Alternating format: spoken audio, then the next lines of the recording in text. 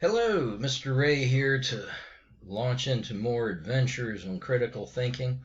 We're now into the book, page 202. If you have your book, you might want to go get it, but we're on page 202. Section 2, we're in analysis. We're pulling apart readings primarily here, but in analysis, we're taking apart the whole and looking at the individual pieces. And so as we're looking at an article or something, we're wondering, okay, we're looking at the logic. We separate it and look at the logic. Logic is vital. Logic is how we link information to conclusions. Unless we draw conclusions on information, I don't care if it's a fact. Whatever evidence we're looking at is nothing more than isolated information. It's the answer to a game show question or something. Unless we actually draw conclusions on evidence, we can't do anything with it. Now, there are two kinds of reasoning. They're part of a whole, really. They interrelate, and we'll discuss that in a minute. But we need to ask ourselves, okay, what kind of logic's going on? The first big question is, okay, is it inductive or deductive?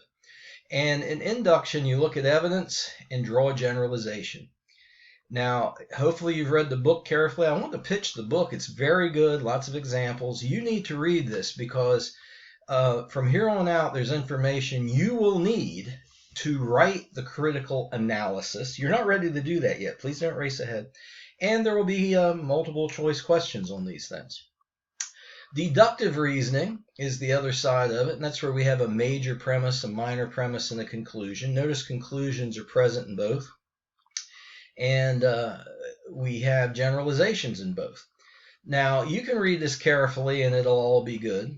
And there was an exercise on logic and evidence where you had to look and at an argument. There are many arguments. There is a conclusion and there is some sort of evidence for it. So in each of these, you have to determine, okay, is it deductive or is it inductive? And here's the model. The only birds that sit on power lines are crows. I saw a bird on a power line yesterday. Hence, it must have been a crow. Big fun. Now, bear with me. What we're going to do is I'm going to read answers to you in a bit. You can look at your book. So if you haven't got your book, go get your book. Because I want you to look at my cheesy chart that I've made. There we go. I apologize for this. What I've always done with this exercise, imagine you're in the classroom. I'm standing up and I've written this on the blackboard or the whiteboard. And it looks like this. Now, this is crude, I know, but it's effective. In induction, you look at individual pieces of evidence, which is useless unless we draw a conclusion on it, and that's induction. Deduction, we start with a generalization, have a minor premise and a conclusion. Let's deal with crows, okay? That little sample of inductive, deductive exercise. The only birds that sit on power lines are crows. Now that's deduction. Generalization, it's a major premise. The only birds that sit on power lines are crows. Minor premise, I saw a bird on a power line yesterday.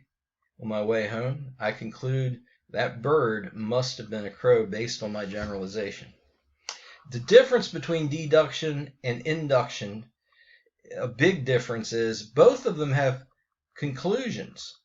But in induction, the conclusion is a generalization. In deduction, the generalization is called a major premise. Premise, remember, a couple readings back, premise, evidence, reason, support, all those kinds of words are interrelated. Well, now that generalization functions as evidence. We have this piece of evidence by which we look, if you will, or interpret a minor piece of evidence and draw a conclusion.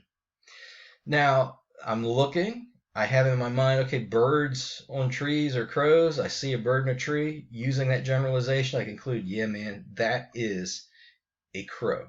Well, how did that come about? There is no generalization that comes about in deduction that didn't start with induction. Now, this is silly. You realize that we'll get this later. I'm using logic, and we can have good logic and still be wrong. We'll develop that as we go forward. But I'm going to use some good logic here, and I go out in my backyard. Evidence can be a specific fact, an occurrence, the result of a test, a result of experiments. It's something we're looking at. And you've seen types of evidence in the book.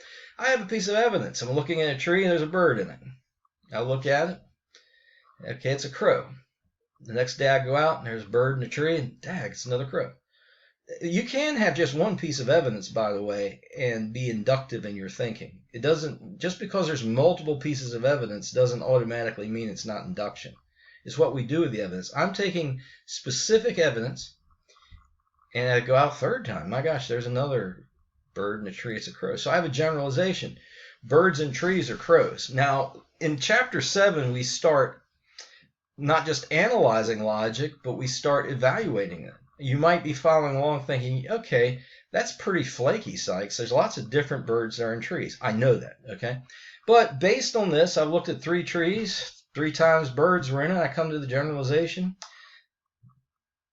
Birds and trees are crows. Now, I want to point this out, and this is going forward a bit into chapter 7, where we do more than pick it apart. We actually have to evaluate and judge it. In induction, the best you can ever hope for is that your conclusion is highly probable, or cogent's the term that gets introduced later. It's never definite. Just get used to that. It's never definite. The problem that we can sometimes have in our thinking is, okay, we have a conclusion. Hopefully it's cogent. It's very probable. And then we move it over here into deduction. Now, you can think of it this way. In induction is how we understand the world around us. Deduction we use to decide what to do about it. It's how we make decisions. Now, in deduction, I have the same generalization, but now it moves over here, birds and trees are crows. It's no longer a conclusion. It's now actually a piece of evidence. I use that piece of evidence when I'm looking at the tree and I see the same thing I saw over here, but I'm looking at that crow, a bird in a tree. And I use this generalization as a piece of evidence. I put these two together and I come up with a conclusion. That bird in a tree has to be a crow. And my son says to me, but Dad, that bird is white. And I say, yeah, but it has to be a crow, so it must be an albino crow. Hopefully that's really obvious. I'm being silly to be obvious, but this can be pretty insidious and important. By the way, this is going on all the time. You have been living in induction and deduction, whether you know it or not. A lot of, I hope it's not you, but a lot of really bad thinking comes from induction and deduction. There's nobody out there that has a horrible prejudice that hasn't used induction and deduction. Okay, if a person is a racist, hates a certain group of people, that just didn't happen. Babies aren't born suddenly hating people. It came from somewhere. Well, where'd it come from? Well, there are events that happen. Maybe parents told that child something, or maybe the child had a bad experience. Maybe a host of things could have happened, and this generalization that's formed in a person's mind, those people are dangerous and to be avoided. Okay? Well, then once, and you could pick up, okay, that generalization, it may not even be cogent. Again, it's not definite. There are exceptions. I don't care what group we're talking about. But for me to have the generalization, those people, whoever they are dangerous, that's not always true. But that's now my generalization. The problem is once I have that generalization, I start using it deductively. Those people are dangerous. I meet one of those people. The conclusion is I either need to run or kill him because he's dangerous. That's how it works. Right now, this is how it's working, the COVID-19 deal. We don't have enough evidence. That's the problem. Lots of decisions are being made, and they have to be made because we have to do things. But anybody worth their salt will tell you we don't have really good data yet. Everyone can't get tested. We have incomplete data. And yet we must look at the evidence and come up with some generalizations about COVID-19. And we've done that. Based on whatever evidence we have, we've come up with generalizations. One generalization about COVID-19 based on the evidence. people being sick, hospitalized, etc., looking at how they got sick. We look at lots of evidence and we come up with a generalization. COVID-19 is extremely contagious. It is. It's much, from what we know so far, it's much more contagious than a lot of strains of virus. So we now have a generalization. We understand. Prior to us having a generalization, it's just little incidents. Somebody died, somebody died, somebody died. Now we're understanding it.